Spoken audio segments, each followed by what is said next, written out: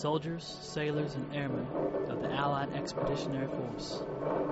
You are about to embark upon the great crusade toward which we have striven these many months. The eyes of the world are upon you. The hopes and prayers of liberty-loving people everywhere march with you.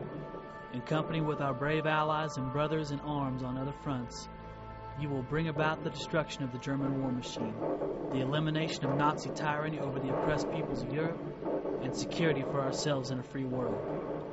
Your task will not be an easy one. Your enemy is well-trained, well-equipped, and battle-hardened. He will fight savagely. I have full confidence in your courage, devotion to duty, and skill in battle. We will accept nothing less than full victory. Good luck, and let us beseech the blessings of Almighty God upon this great and noble undertaking. Dwight D. Eisenhower. Well, we got on the 5th, and the weather was so bad they said we're not going to go in on the 5th. So we went on the 6th, and we were out in the ocean there all day and all night for 2 days there. And then it only took us a couple hours to go across the channel. But we were supposed to have been there D-Day morning. The ship we were on hit a mine and went down in about an hour and a half.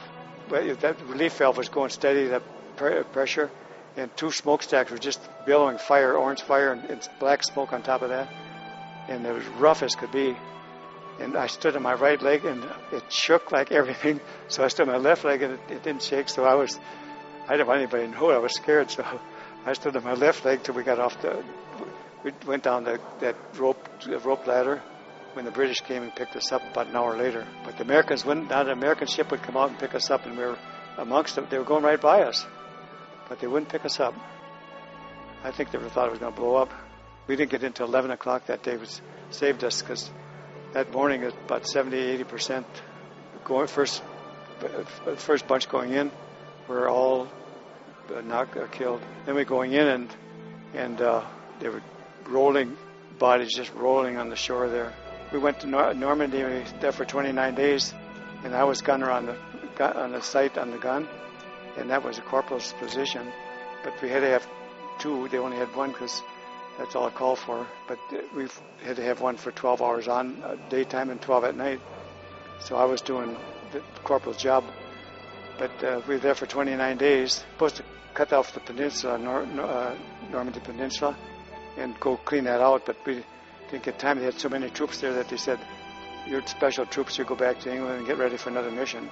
Patton was going so fast he was overrunning his supplies, and so they said, told Patton, "We'll have the paratroopers and gliders come in after. Just stop and hold now. And when you get ready to go, let us know, and we'll drop behind the lines and cut communications and get you going, hit the Germans from behind." And he wouldn't stop. He didn't want us to get any glory, which we were happy with that, because it was serious stuff. And Holland came September 17th, and then so we flew over to Holland, and that was a 5-day mission, supposed to have been, and it ended up 69 days with the British holding. Actually, the Dutch underground had told us not to come September 17th.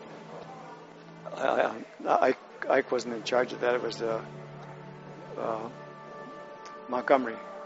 Montgomery said, "The hell of it, we're going to go anyhow," which was suicide.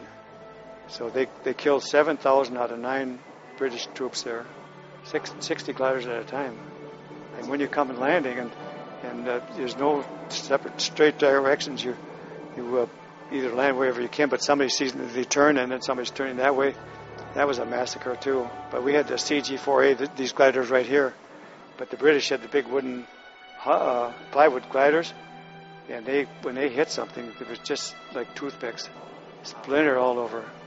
It was like a cigar shape, round, and but when they hit a tree or something, they just fell apart. And just about a week before we got, it was 79 days, about a week before that, we were just holding and nothing going on for 2 months.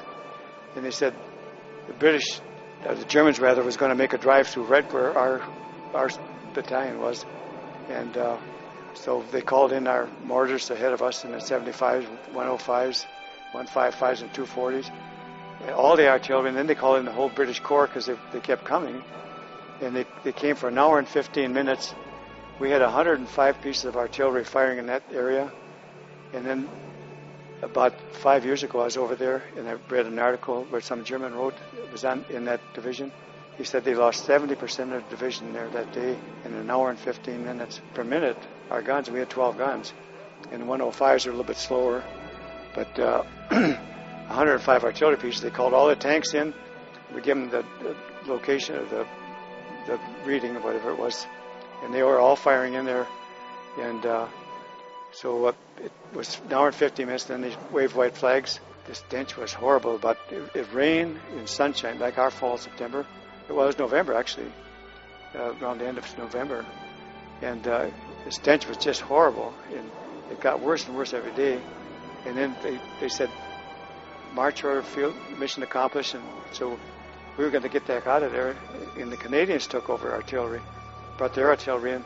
And, were we happy to get out of there. Well, we couldn't even eat. It was just, you couldn't stand it. So then, but a few days later, they broke a dike, blew a dike up, the Germans did, and that came down and washed all that German stuff away, and it goes right down in the river, Rhine River, and washed it in the ocean. But then we went to Bastogne too, and fought there, but went by truck there, and that was. You were in Bastogne? Yeah, that was underground all the time. Never got out of. We moved 2 positions there. And we had a slit trench with logs over the top, and it was cold. I froze my feet, but not bad enough that they had to amputate them. But they had to amputate some of them before they even got out of there, and we didn't. Our medics got caught coming in, so they had to give alcohol. Is all they had to give them to saw their leg off. It was terrible.